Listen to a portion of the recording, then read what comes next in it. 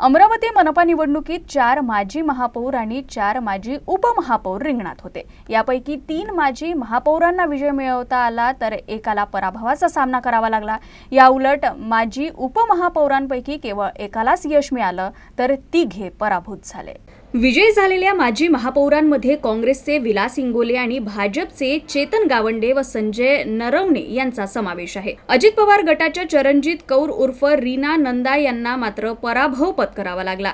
निवडणुकीच्या मैदानात उतरलेल्या 4 माजी महापौरांमध्ये भाजपचे चेतन पवार, कुसुम साहू आणि संध्या टिकले तसंच राष्ट्रवादी काँग्रेसचे शेख जफर शेख जब्बार यांचा समावेश होता। यापैकी केवळ शेख जफर शेख जब्बार यांनाच विजय मिळवता आला तर इतर तिघांना पराभवाचा सामना करावा लागला।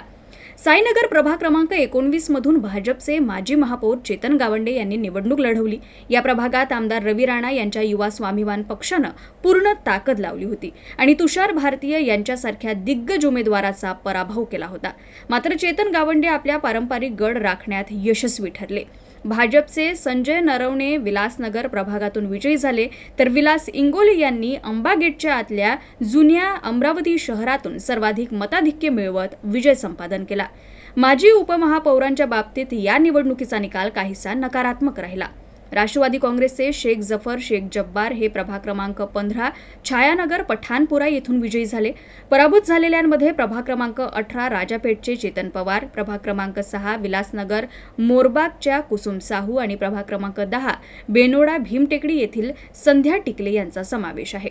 विशेष म्हणजे पराभूत झालेल्या माजी उपमहापौरांपैकी काहींना गेल्या सभागृहात सोबत काम केलेल्या उमेदवारांविरुद्धच निवडणूक लढावी लागली। भाजपचे चेतन पवार यांना उबाठातून युवा स्वाभिमान पक्षात गेलेले माजी नगरसेवक प्रशांत वानखडे यांनी पराभूत केलं।